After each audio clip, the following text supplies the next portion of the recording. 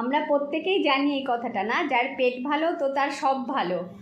কারণ আমাদের ম্যাক্সিমাম যে গুড ব্যাকটেরিয়া, ব্যাড ব্যাকটেরিয়া, আমাদের পেটেই কিন্তু সব ব্যাকটেরিয়ার পরিমাণটা বেশি থাকে।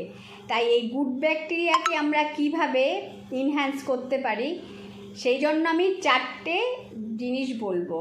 1 নম্বর হচ্ছে গিয়ে আমাদের প্ল্যান্ট বেসড খাবার দাবার বেশি করে খেতে হবে। যেমন কালারফুল ফ্রুটস, ভেজিটেবলস, এইগুলো আমরা যদি বেশি পরিমাণে খেতে পারি তাহলে কিন্তু এই পরিমাণটা বাড়বে। যেমন প্রসেস ফুড, তারপর প্যাকেটজাত দ্রব্য এবং কেনা খাবারগুলো আমরা যতটা অ্যাভয়েড করব ততই ভালো।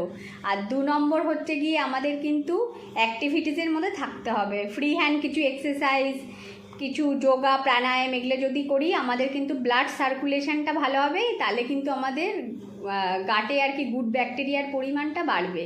আর তৃতীয়ত হচ্ছে গিয়ে আমাদের কিন্তু ফার্মেন্টেড ফুড এভরিডে যদি আমরা খেতে পারি, কারণ প্ল্যান্ট বেস তো খাবোই, তার সাথে ফার্মেন্টেড ফুড যেমন ইডলি, ধোসা, একটু আচার, ঘরে পাতা টক দই, তারপরে বাটার মিল্ক, তারপর রয়েছে পান্তা ভাত, যেটা অনেকেই জানো নিশ্চয়ই।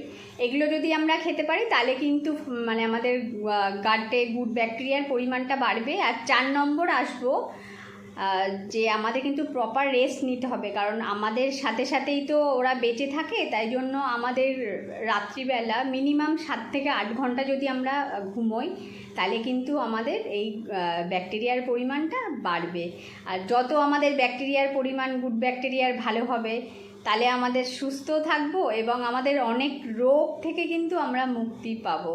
কারণ অনেকের অনেক কিছু করে, যেমন ডায়াবেটিস, ব্লাড প্রেশার, স্কিনের প্রবলেম, নানা রকমের যে ওবেসিটি, এগুলো কিন্তু গাটে গুড ব্যাকটেরিয়ার পরিমাণটা কমে গেলেই হয়।